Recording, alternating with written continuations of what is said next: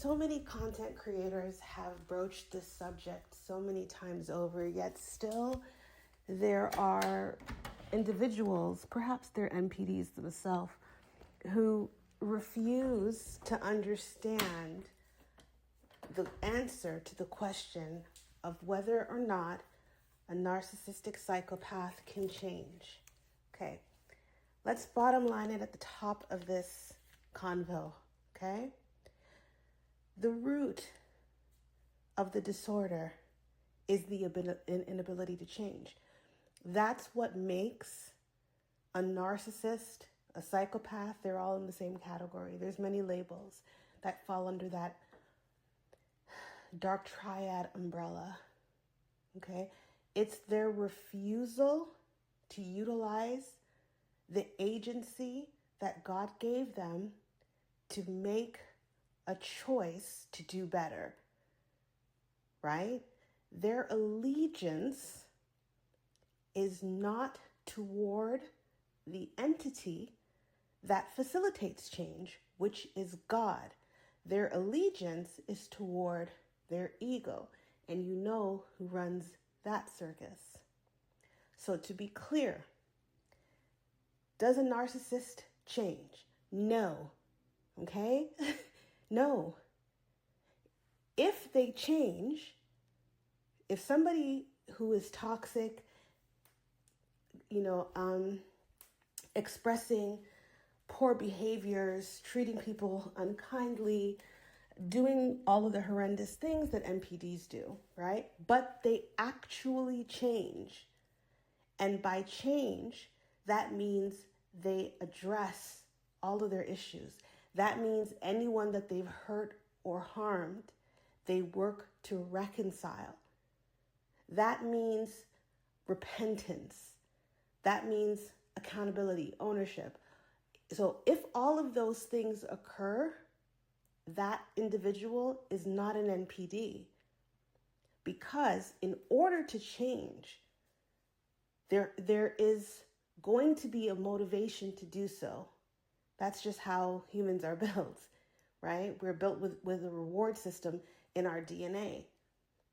Our desire to improve our lives and the lives of those that come in contact with us, that we like, that we respect and or love, is driven by our orientation to not only do good and be kind, but to be oriented toward truth, to be oriented toward God. That is the North Star, right? The opposite of that is an orientation toward destruction, an orientation toward evil. Now, is it possible for an individual to change? Yes. Is it possible for a narcissist to change?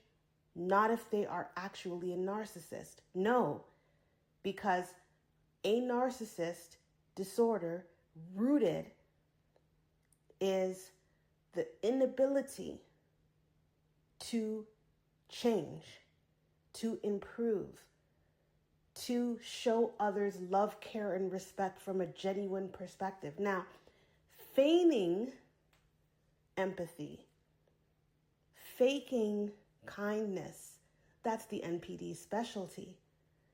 And this is where it gets tricky, because it is upon the individual, not a therapist diagnosis, on the individual to have mastered discernment so they are able to understand and identify authenticity versus inauthenticity.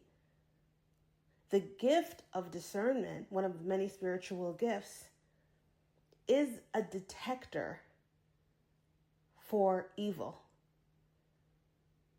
Most of us, our picker is off because we're told a whole lot of horse shit throughout life.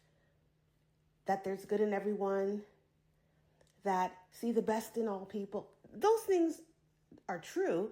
We should lead from, especially if you're religious or if you're spiritual, definitely if you're a Christian, we are to lead our lives from a position of humility, love, grace, all of these beautiful things, right?